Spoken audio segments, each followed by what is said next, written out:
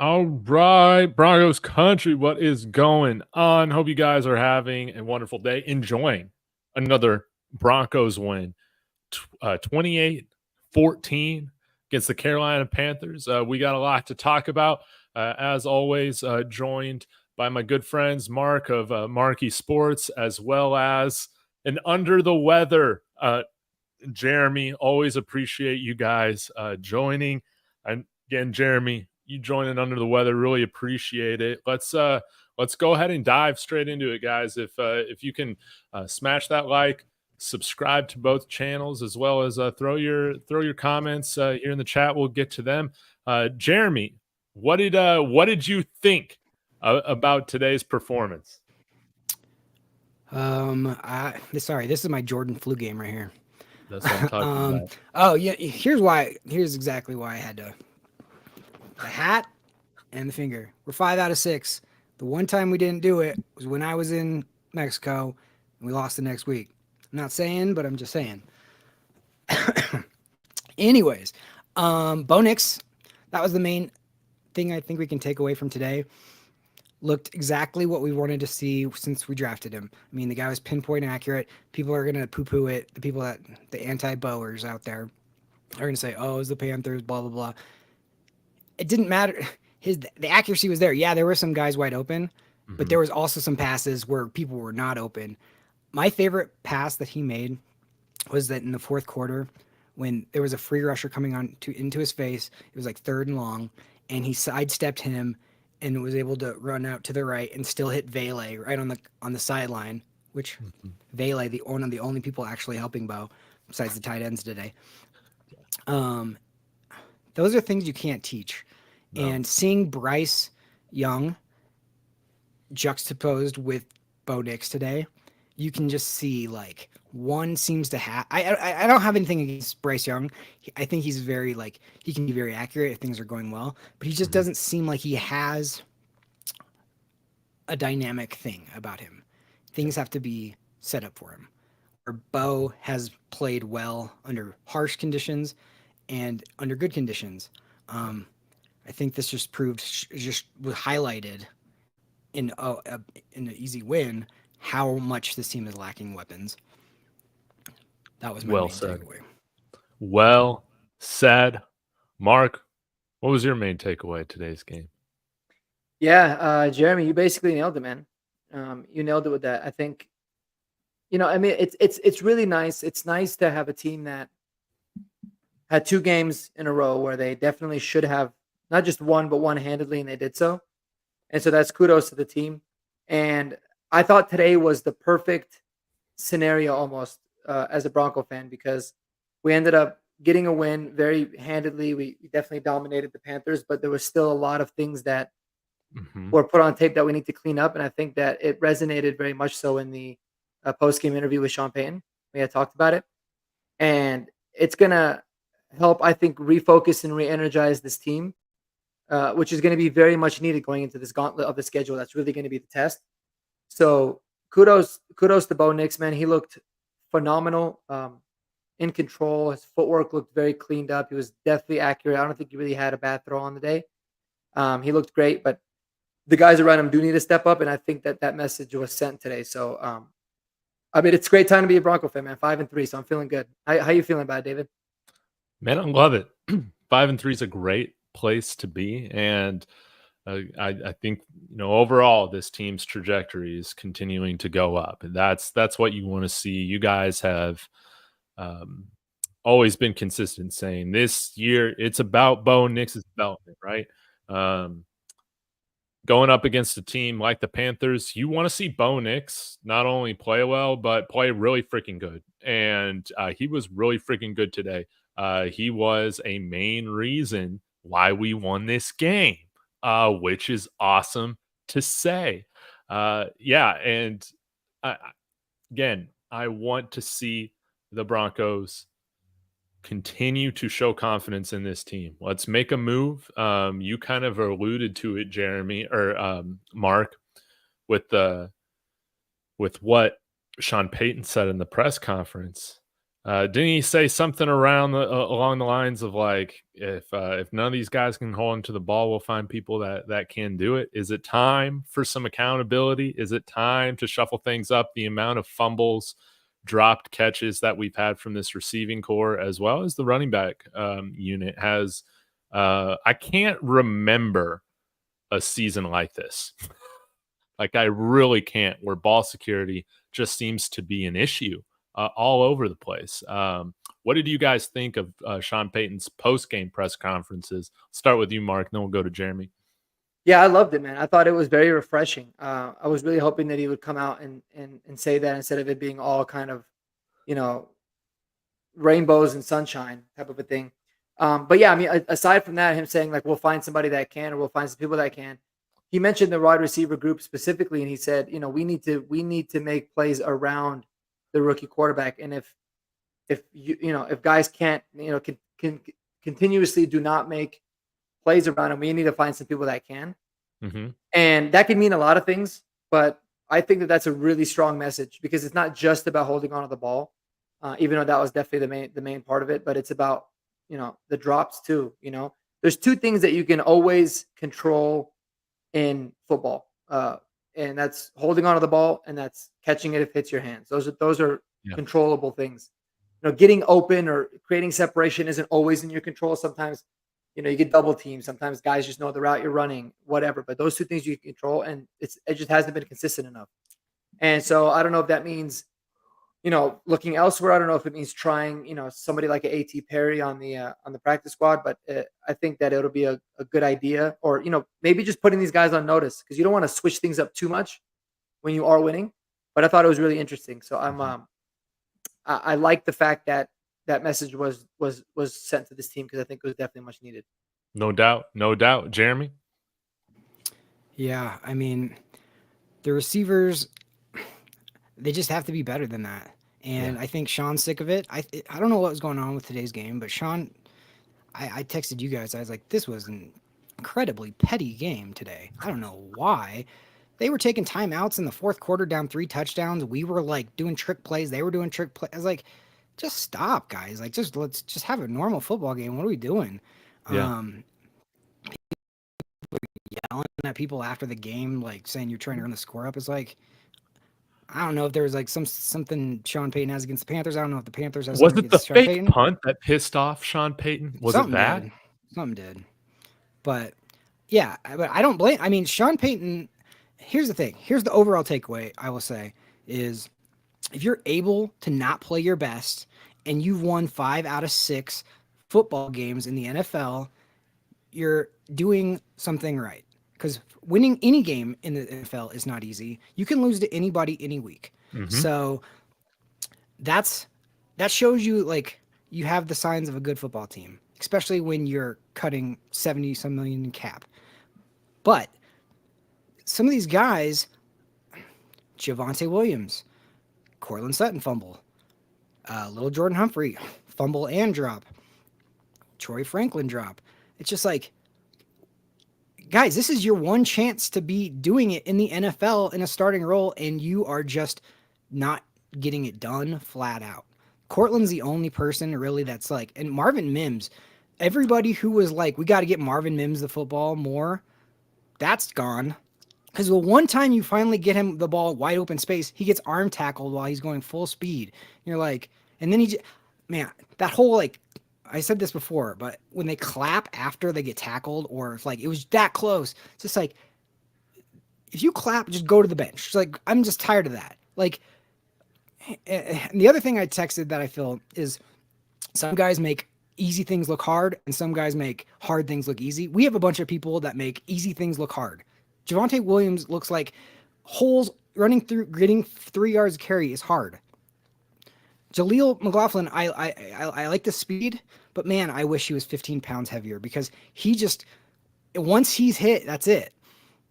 And man, it's just like, you just can't lose focus in the NFL. I mean, you know what it felt like? We started the game and little Jordan Humphrey fumbles. Then and all of a sudden, the Panthers team that probably wanted to quit coming in, I was like, oh, maybe this is our day. They go down and score a touchdown. Now everybody's thinking, oh, are we going to lose to the Panthers? Luckily, Bo Nix and Sean Payton were like, heck no, we're not going to lose to the Panthers. And they like did their jobs. But man, it was way harder of a struggle than it should have been. Way harder. And as soon as they got comfortable, they started losing focus again. So it was like, I mean, this is audition time, guys. You haven't made it just because you're getting plays right now. Like, we're on the come up, and if you want to be around for when we're very good, like, now's the time to prove it. Because Sean will get rid of you in a heartbeat. I honestly, like, I don't think that was, people were like, wow, I can't believe he said that. I can. Like, he's sick of it. He's seen such good receivers at the Saints and good running backs and good weapons and tight ends, and he's looking at our guys playing like this, and he's just like, ugh, this is horrible. So I mean, I honestly, Sean Payton, I don't know if we're going to make a move because the deal has to be the right deal. Yes. You shouldn't just make a deal to make a deal, but man, this should be a game. Like we're about to hit the hard stretch of the schedule. And if you half ass it the way that you guys did in that third and fourth quarter today, you're going to get smoked flat out. You took your eye off the ball with the Chargers and you got smoked. Like we're good enough to beat anybody, but we're not good enough where we can beat everybody if we don't play our best. We have to be focused. And I think that's what Sean Payton gets so sick of. No doubt about it. Wonderfully said, Jeremy. Yeah, it's funny, man. For the majority of these weapons right now, I think that you can say this might be one of the few spots where pretty much all of them are getting the amount of playing time, routes, targets that they are. And it just seems to be, very little capitalization on these moments. Now, I will say the tight end group, like you guys said, just crushed it today. Shout out to Nate Atkins for his first career touchdown catch, which was a beautiful one, by the way. Tough catch, good ball placement from Bo in a small window. That was beautiful. Adam Troutman, one-handed grab. Oh, that was so yards beautiful. after the I catch, know. man. Oh, Lucas Kroll getting involved a little bit. So it was nice to see that. But again, we can't rely on those guys to ball out every week right now to go up against these teams that we got coming up in this next 3-game stretch. Mark, what are your thoughts to not only the tight end performances, but also what Jeremy was saying as well? Yeah, Jeremy nailed it again. I mean, I hope that you feel better, but I feel like sick Jeremy bringing the heat today. I like it. I dig it, man. So, like I said, I hope you feel better, but I like it. It's not like you're not always bringing the heat, but that was beautifully said because it's extremely frustrating. And if you heard that, you would have thought that the team lost the game. And it was kind of, it felt like that at some points in the game. It definitely seemed like that in the post game as well. Very nice to see the tight ends get going. Surprised how great they all looked. Troutman looked, super quick and nimble, and he was doing his thing, and it, makes you think, should we have gotten him involved more? I just didn't think that the production from the pass game would come from that group, and obviously it's a good thing. But just like Jeremy had said, I think that there's so many things that we do as a team that we make look difficult, and it's nauseating almost at times. And the guys that continuously just continue to get rolled out there in hopes that they're going to make big plays, the little Jordan Humphreys. I really hope Sean Payton actually makes a move in regards to him, because it seems like they're just best of friends. But the one receiver that I can say really hasn't necessarily let us down yet at this point is Devon Bailey. Every time it seems like he's gotten called upon, he's just making plays. He's just not out there that much. But so let's reward that guy and get him more targets and more opportunities. Sutton today, I thought he was really, really good. That fumble at the end is obviously very frustrating, especially from a team captain, but he played like your number one receiver. It was nice to see him get featured, so I'll give him a pass. But yeah, I just think, man, it's got to be consistency and continuity. And if it's happening from young guys, I can give a little bit more wiggle room. But when it's happening from guys that have been in the league for a long time, that are veterans, that's kind of when I have a no nonsense to it. So luckily, These mistakes are happening. I think we're leading the league in fumbles right now, and we're still winning games, but we are coming through the gauntlet of the schedule that begins next week, and the performance today is not going to win you any of those games for sure. No. I want to get to the super chat really quick. Long time coming. Thank you for your patience, DB94. Thank you for the generosity. Cup of coffee, multiple cups of coffee come to the channel. Thank you so much. Says, after going through the Miami game last year, it was funny to see the Panthers and their fans claim that Denver was trying to run up the score.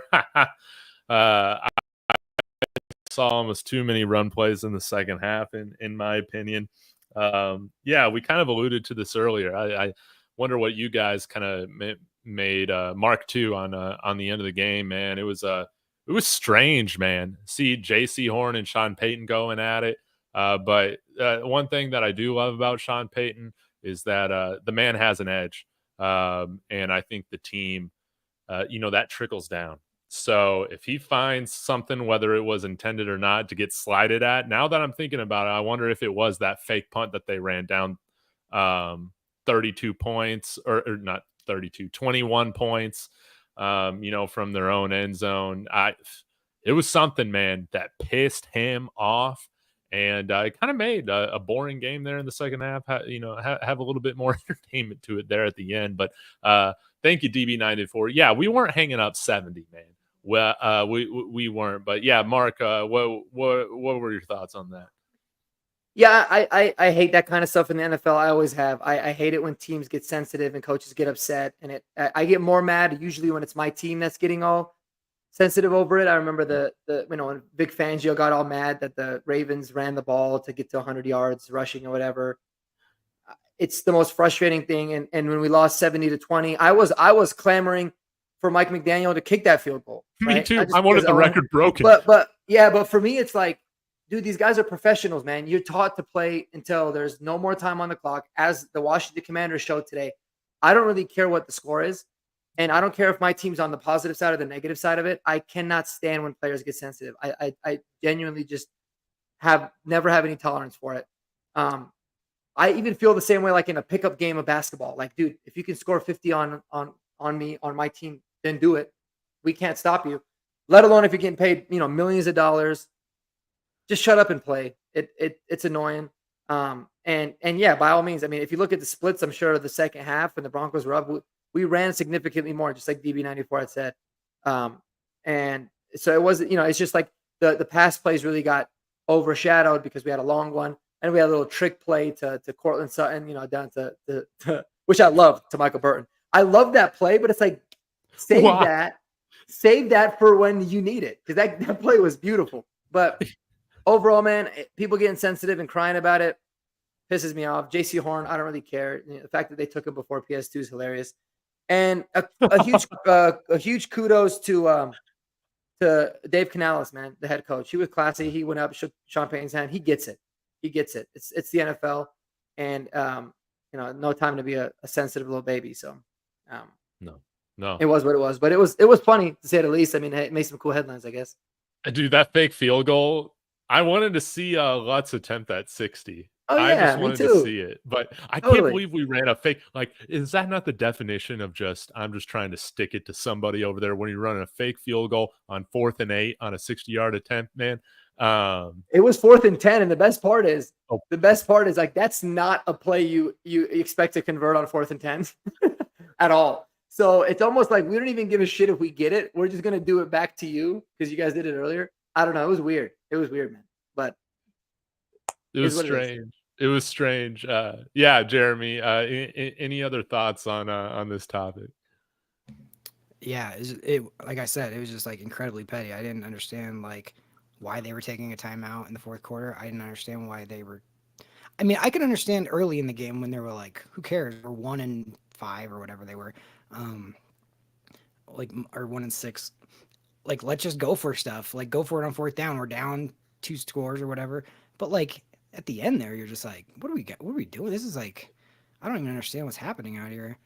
And I wonder, like, a part of me is like on some of those trick plays and fake field goals and all that. I wonder if there's somewhere where the special teams guys are like, drawing up some play, and Sean Payton's like, that's not going to work. And they're like, yes, it will. And they're like, all right, well, if we get up a big score, I'll let you do it or something. Because, yeah, I mean, if that's like their bread and butter, like secret thing, like you're not going to burn it in that kind of a situation. But I just thought that was interesting. Maybe given like the special teams guys, and the special teams played great. Like some of those coffin punts again, like, I mean, it's really a kudo to like Ben Kotwika and Yeah. who's the other guy? I'm losing my mind. Westoff.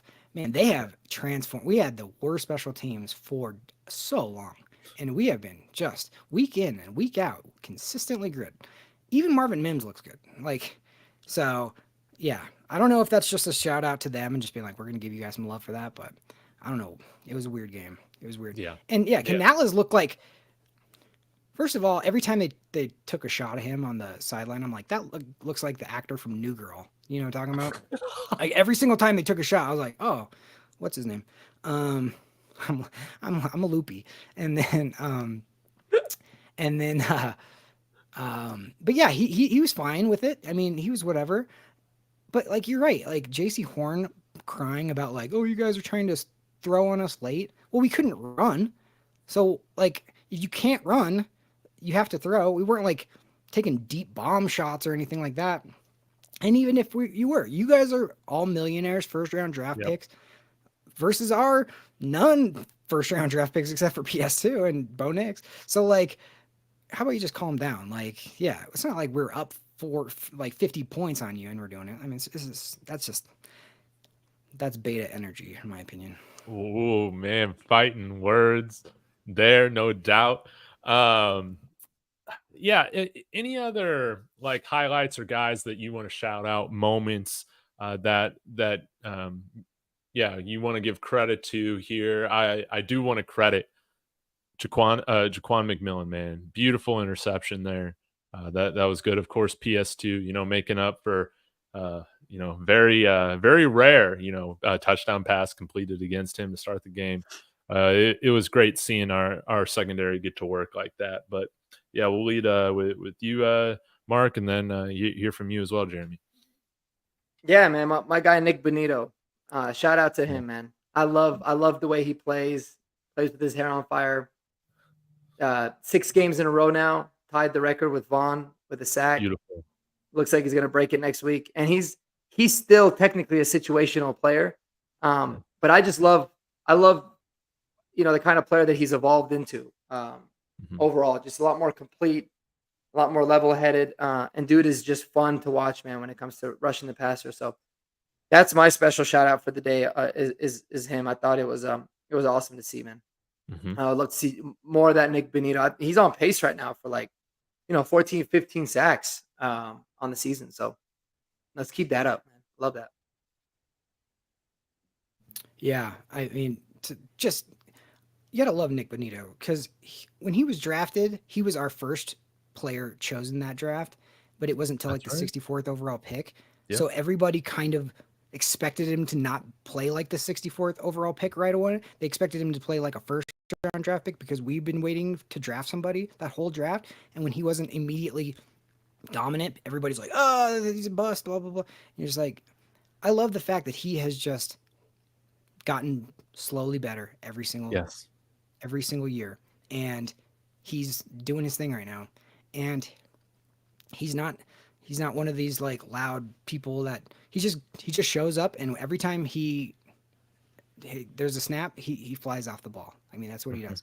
So, yeah, that's a great one.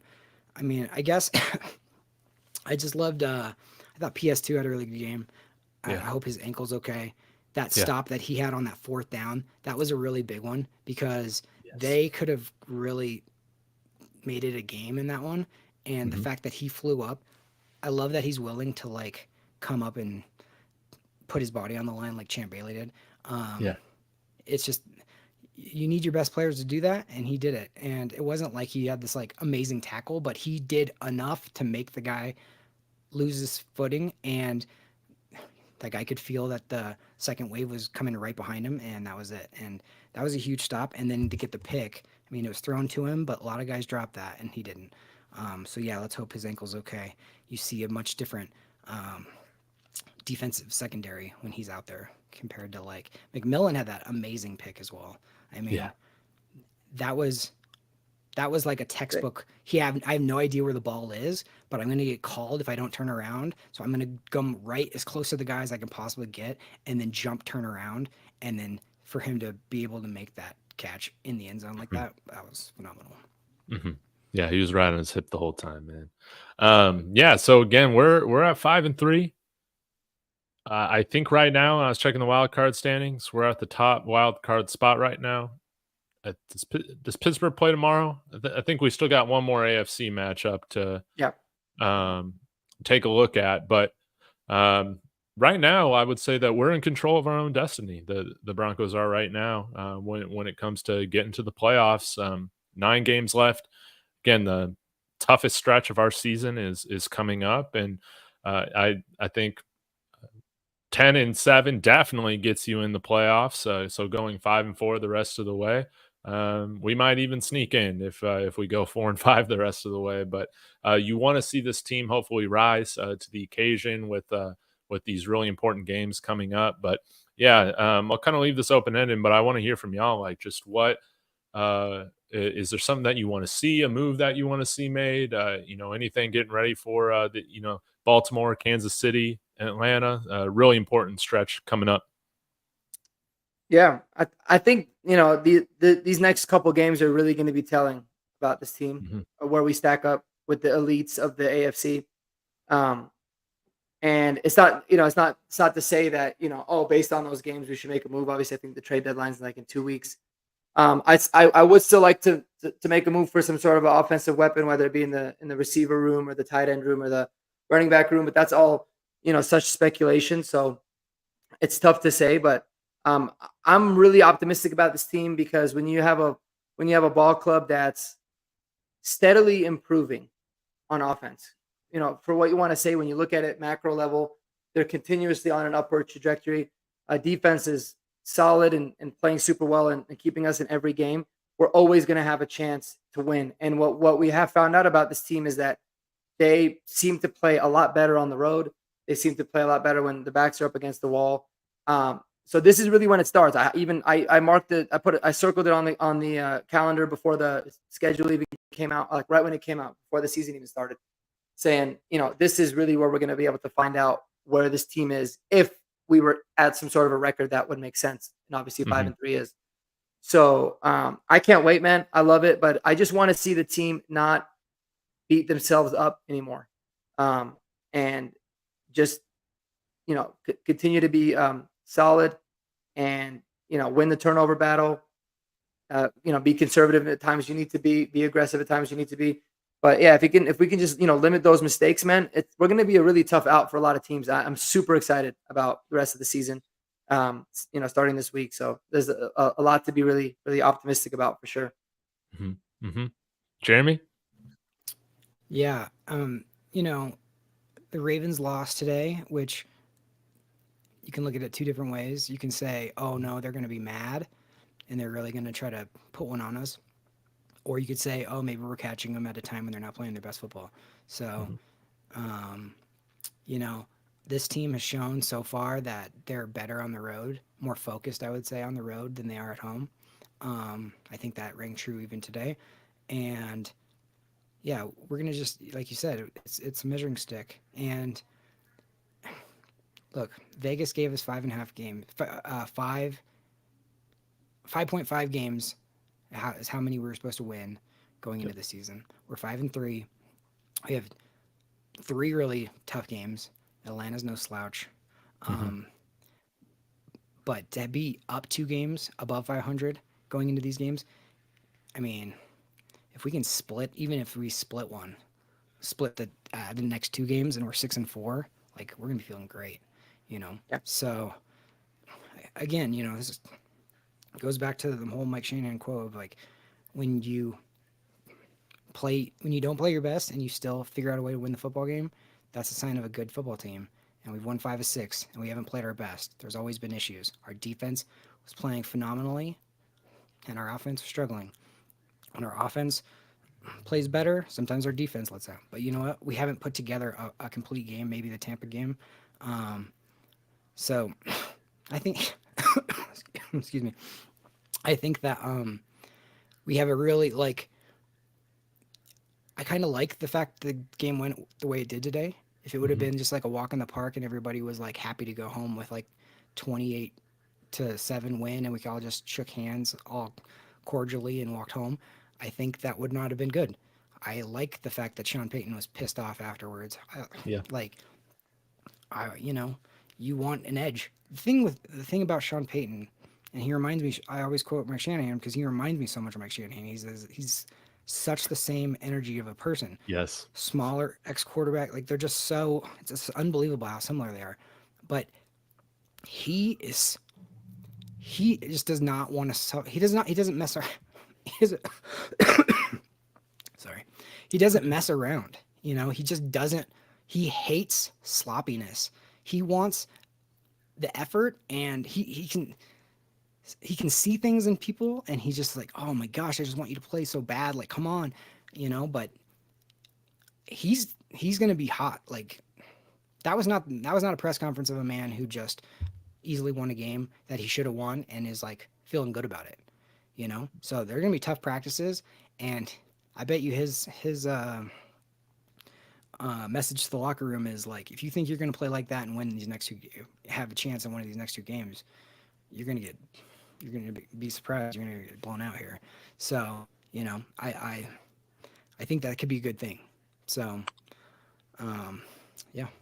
That's a great point, man. That really is. And I do wonder if, we'll see a shakeup in the receiver room this week. I'm like, kind of how I feel about it is,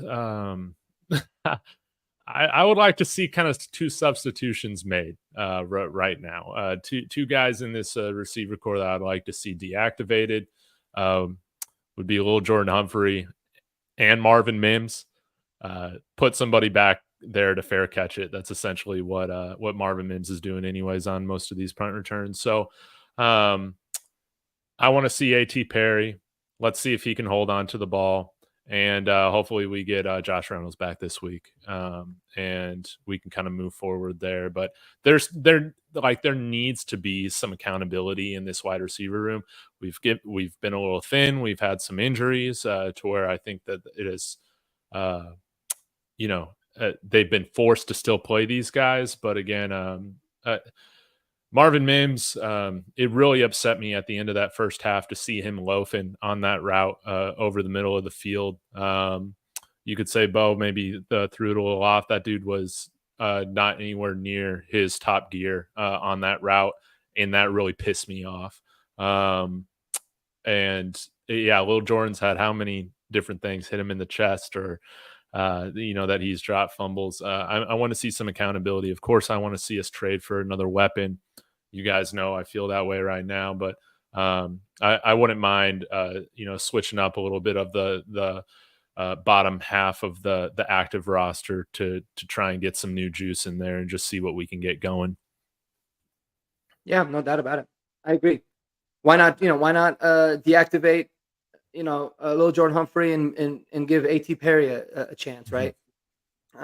Because I think that's a move where it's not a desperation move. It's not going to affect the team so much to where it's like, wow, this team's won, the last two games, and then now you're making this move. It's not like a desperation move, but it's like, hey, we just want to see what else. And it's not like Lil Jordan Humphrey's, some sort of a world beater. Same thing in the running back room, right? Giving Blake Watson a shot versus somebody else or somebody like Javonte Williams. I'm kind of sick talking about that because every time it does, like my blood pressure goes up because it's just like, I don't know if it's ever going to happen. Everybody in the world got a chance before Blake Watson has, but moves like that I would agree with. Even Donald Parham, right? Why not? Yes. Why not see what he can do? These guys have been on the roster for a few weeks now, so I think if they're ready to roll, man, let's send some messages and get some new guys up. Yeah.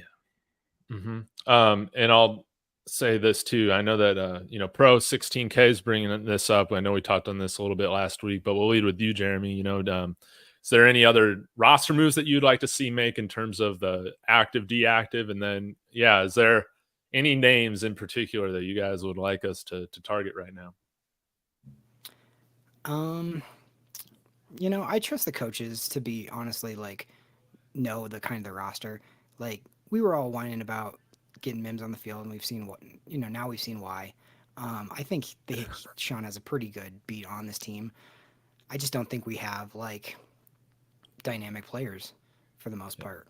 Um, but yeah, I mean, would I love to see A.T. Perry and Donald Parham like see what they have? Sure, absolutely. I don't know if like Baltimore and KC are the times to just start somebody new and just.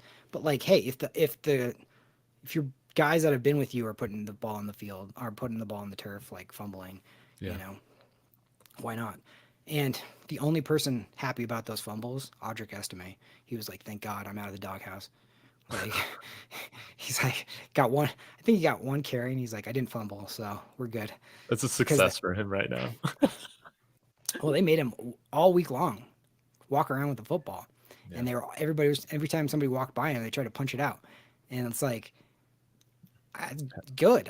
They might need to do that with all the players. Like Half our offense, dude. Honestly. Yeah. Yeah. I know. I mean, yeah. It's I'll going to say be this. interesting. Oh, go ahead, Jeremy. The last thing I'm going to say is I think Forsyth has been playing really well. I wouldn't I wouldn't go back to Wattenberg right now with the way I think Bo's really comfortable with Forsyth as well. It's hard. It's really hard when you have a rookie quarterback and rookie receivers and Vele and Franklin and guys coming in from other systems and previous systems to like have it all gel. I totally get that. But like Mark said, you can't put the ball on the ground. That has nothing to do with any of that. That has to do with your focus. So, you know, people just need to play better. And, it's human nature to be like, oh, this is going to be an easier game. So maybe let's just take it a little bit lighter. And then the fact that the Panthers immediately went up on us, they maybe that, in the past, if a bad team did exactly what happened today, it wouldn't be good the whole game. Like the whole game would have been like, oh my gosh, I cannot believe what a debacle. We just lost. We righted the ship, and that is not something we have done in previous administrations. So I have to say, like, that's leadership and that's coaching. So I'm happy to see that. Yeah. Now's the test, and we'll see where we're at.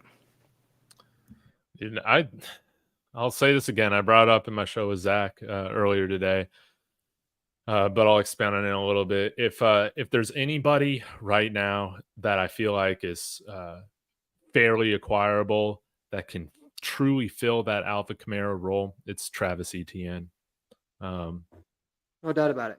I would love for them to make a move for him, even like a fairly high draft capital plus Baron Browning, something to make it happen.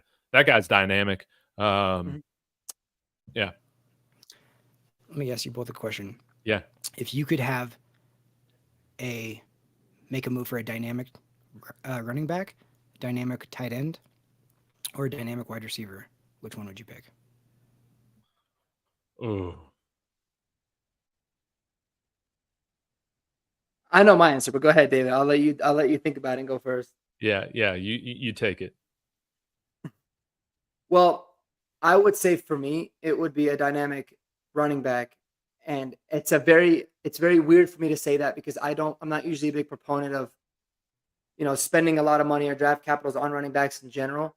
The only reason I would say that for this team is because a running back can come from another team to your roster and adapt and fit right in right away. Like Travis Etienne can get drafted tomorrow and he can rush for 100 yards on Sunday. You can't really always do that with tight ends and wide receivers. Sometimes it takes a little bit more time. So obviously there's a lot of factors that go into it, but I would say running back right now would make the most sense.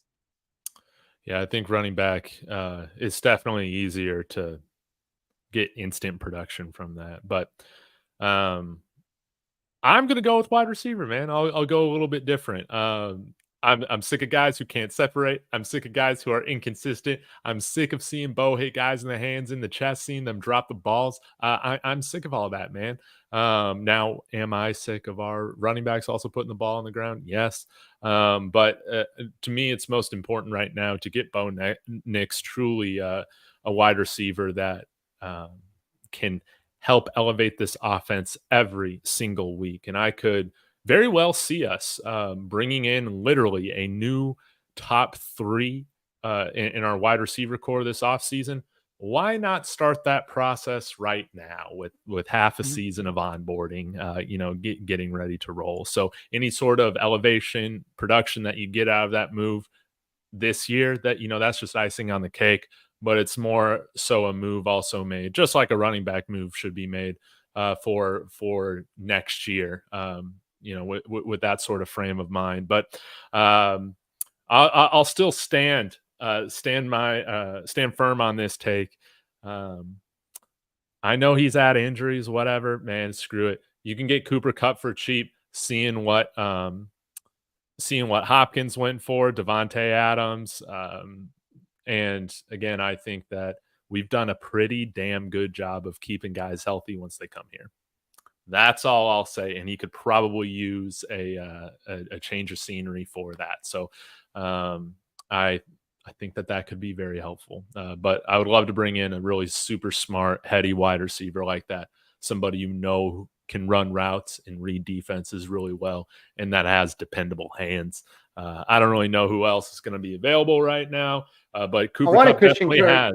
Oh, go ahead. I wanted Christian Kirk, but he broke his collarbone, I guess, today. He was somebody I was super high on, and there was a lot of rumors that like he was going to get dealt. He does have a pretty big contract we would have to take, but man, I think he's somebody that would have been so good. I think he's a very underrated wide receiver too. Yes. So I would have liked it, but he's kind of out of the equation. Another guy that's on that we're speaking with that they say is a really high, really likely guy to get traded, and he's got a pretty cheap contract, is Deontay Johnson. What do you guys think about somebody like him? I was just about to say, I like him. Reminds me of Emmanuel Sanders in a handful of ways. Not as dependable of hands, in my opinion, as a guy like Cooper Kupp. I wonder if the Cowboys lose tonight, man, if they trade Brandon Cooks. Is he hurt right now? I can't remember. But he would be another guy that's like, it's not a sexy addition, but he's a hell of a lot better than. Well, and Sean Payne's had him. Yeah, Sean Payne has a history with Brandon Cooks, and he was awesome with him too. Yeah.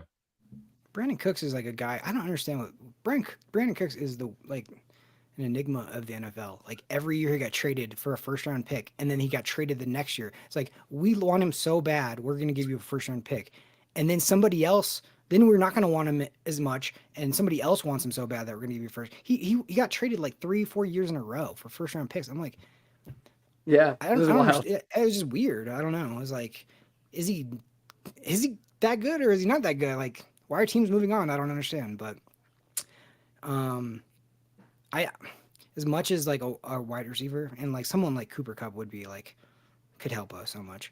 But I will say, man, I just think a running back who can consistently pick up yards, and when we hand off the ball, there's so many yards left on the field. Every single time I'm watching the game, it's so frustrating. I'm like, why did you go there? Why did you just run into the back of your own lineman? Why didn't you bounce?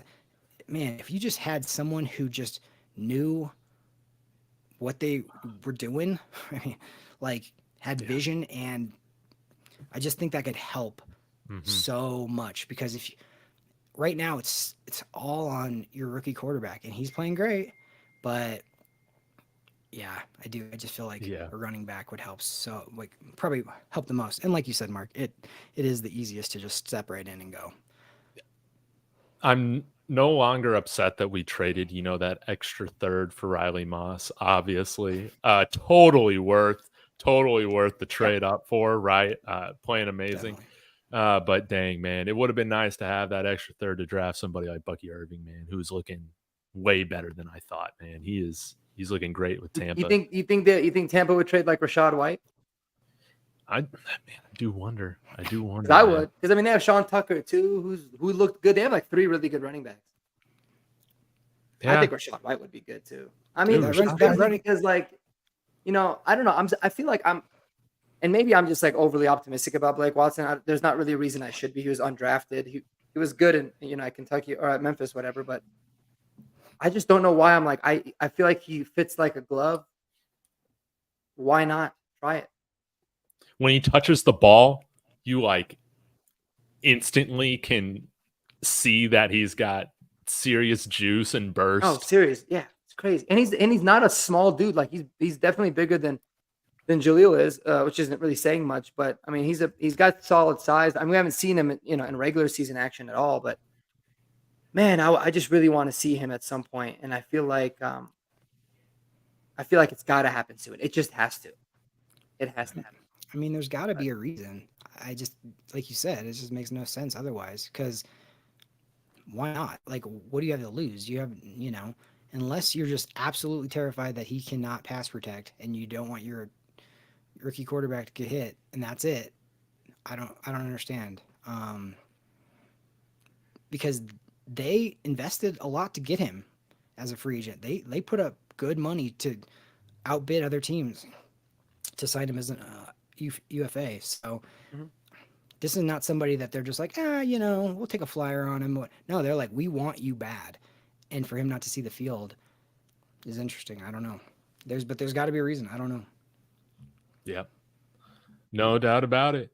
All right, guys. Well, thank you for going over with me. I'm going to wrap this thing up, especially Jeremy. Again, thank you coming here under the weather. It's always greatly appreciated. But before we wrap up, everybody in the chat, again, thank you so much. Thank you, DB, for the $10 super chat as well. That's always really helpful. We love coming on here and talking. We've been thinking about trying to keep the post games kind of later at night for this panel. Hopefully you guys enjoy that type of cadence. Let me know in the comments if you guys want us to keep doing this. But before we sign off, I'll leave you guys with your final thoughts, as well as anything coming up that we need to be aware of. Jeremy, I'll have you give your final sign off first, then we'll end with Mark.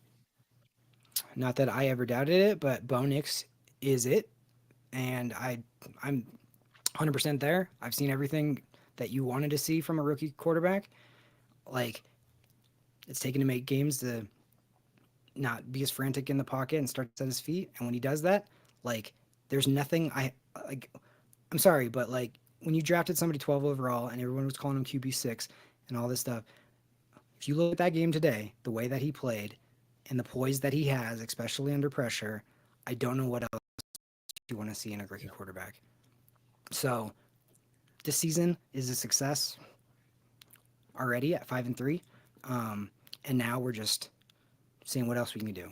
So we should all be super, super optimistic about it, because Sean Payton isn't going anywhere as long as Bo Nix isn't going anywhere, and the defense is playing great.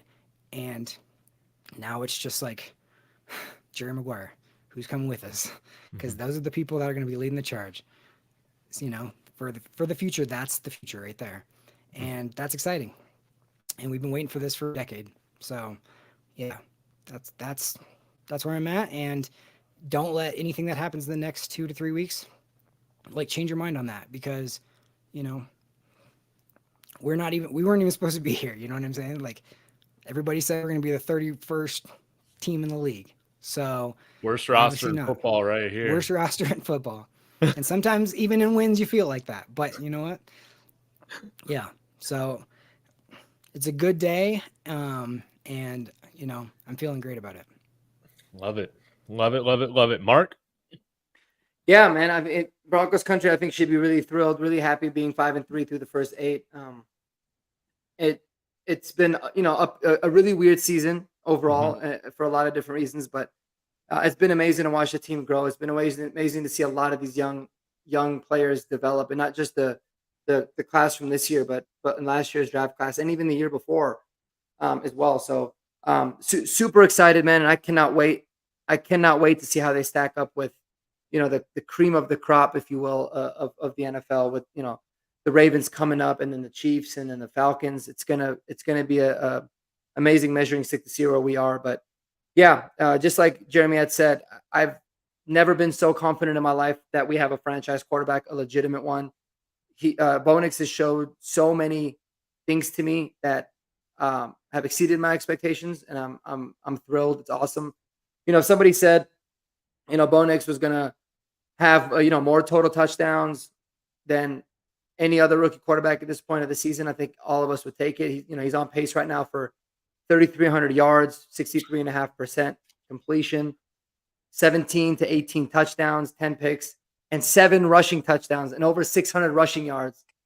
It's pretty crazy. It's pretty amazing to think. And I feel like that's only going to be better, even with tougher opponents coming up. So yeah, man, we should be thrilled as a fan base right now. And there's, a lot more football to be played. So, whether we make the playoffs or not, we'll see, but it's going to be really fun to watch these guys develop and see what we can do in the offseason to take it to the next level, man. But, kudos to Sean Payton and the front office for being able to be well ahead of schedule for, getting this culture and this team built out right. Well said, man. Yeah, this team they haven't hit their peak yet.